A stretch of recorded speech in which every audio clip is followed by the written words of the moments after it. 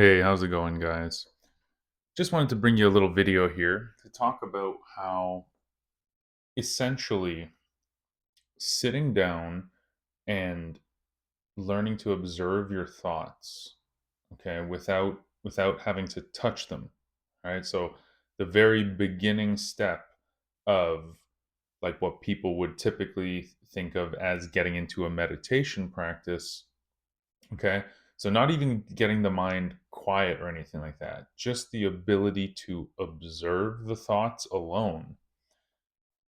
That little skill, all right, turning the attention from the exterior to the interior to observe what's going on in our minds, that begins the entire process of what you could call manifestation or reality creation. Okay. Your thoughts are the beginning of everything. All right. And basically, if you think about it, okay, when you sit down or whatever, wherever you are, you're on the bus, you're on a walk, and when you observe your thoughts, okay, in the act of observation, you are sort of releasing the tight grip that the mind usually has when something comes up and there's some type of importance we have ascribed to it, and so our minds like to bite down and cling on and hold on to certain things, and this can cause a whole host of problems. This is what leads to things like rumination and whatnot. But as soon as you take the stance or the attitude of observing your thoughts rather than interacting with them, that release, right, you go from a position of trying to control everything to just being an observer. What it allows you to do is it allows you to respond rather than react to things. All right. So typically when people don't have a lot of self-awareness, when they don't have this sort of observer consciousness turned on, things will just come up, things will happen, usually from the outside in, and they allow these things to shake them, to throw them off course, and then emotions get involved, and then now we're in these loops with these things in this reactionary state. When you learn to observe your own thoughts, okay, and then as a knock on effect, you can also observe your emotional state, physical state, and whatnot. But when you learn to observe, you get that little pause between stimulus and response. And that's just the thing. You can now respond. And when you're able to respond rather than immediately jumping into reaction, it essentially lets you be the version of you that ends up in a totally different world. Okay. Because every single moment is potentially a split into infinite pathways.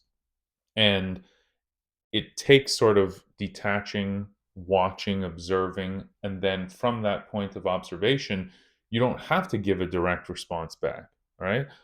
Just a small example is, let's say you're typically used to your partner coming in and I don't know, they say something and it bugs you, or whoever, a coworker. And normally you just want to have like that knee jerk reaction, you get into an argument, whatever, and then you have all this fallout to deal with. Now, when you can just observe and then choose a response rather than reacting immediately, you can say, okay, I see that. Now, the version of me that lives in the world I want to live in, they would they would respond this way. And then you can make a conscious choice to respond in the way that you would like. And that sets off a whole different chain of cause and effect that shifts the direction you're heading in. Now, that's as far as responding goes. Learning to take a more observational perspective or an observational stance in life in general. The other thing it lets you do is you can observe your own perceptions and attitudes about things, and in a large, like, it's a whole other video. but we don't really perceive absolute reality as it is, whatever it is. We see our own perception of reality, which is a very, very narrow bandwidth of information that is always subject to change one way or the other. Okay. So many things can, our beliefs shift our perception, our the way we're feeling in our body, the emotions we're feeling, all kinds of things. And so when you start to pay attention to your thinking and also your perception, you start to notice, like, why do I perceive that whole side of reality in that way? Why do I see that group of people that way? So observation also allows you to go, like, all right, like, because even our perceptions, in a certain sense, if they're based on old programming that came from outside of you, even that is a reaction in a certain sense. So observation lets you direct your attention second to it, right? So you detach from the normal way of being pushed around. Okay, you go into the observer, you notice where your attention is going, and you can make a conscious choice. So you not only respond as well, rather, part of responding as the person who is in the reality you desire to be in. Part of that is learning to also hold the kind of perceptions that that person would have, that version of you would have. So to use the same example, as let's say you're talking about your partner. Man, so many people, they don't even realize, because they don't introspect, they don't observe themselves, that over the course of time in their relationships, maybe they start to take on like a negative perception of their partner, and then whatever you're perceiving is also what you're projecting onto reality. And what you project onto reality, because it's a mirror of your internal, that ends up coming back to you. Now, coming back at you, right? You sort of experience a world that is shaped by your perceptions. And I'm not saying that there isn't a consensus reality and that other people aren't conscious agents themselves. This isn't an argument for solipsism. So, like, if you're ever being mistreated directly or anything like that, by all means, do something about it, have boundaries, stand up for yourself, and whatnot. But it's a simple thing, like, um, again, to play on that same example, some people will choose to only perceive, or rather, they don't choose. So their reactionary state is they are perceiving, let's say, things to be critical about. All right. And so they keep projecting this same reality until all they can see are these negatives that they take issue with.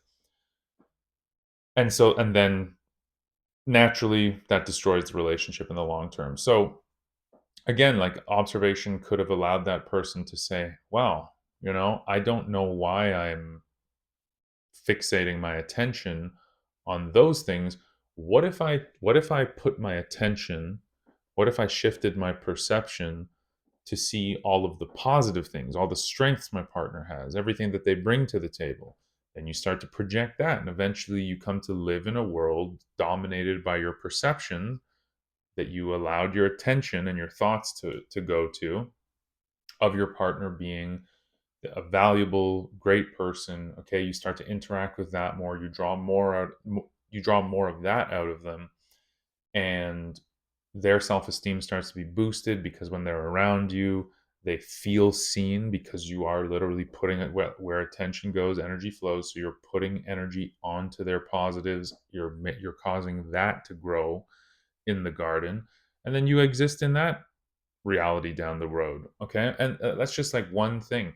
Your life is a confluence of these things. It is an like innumerable variables. Okay, so that all stack up to put you in one place or the other.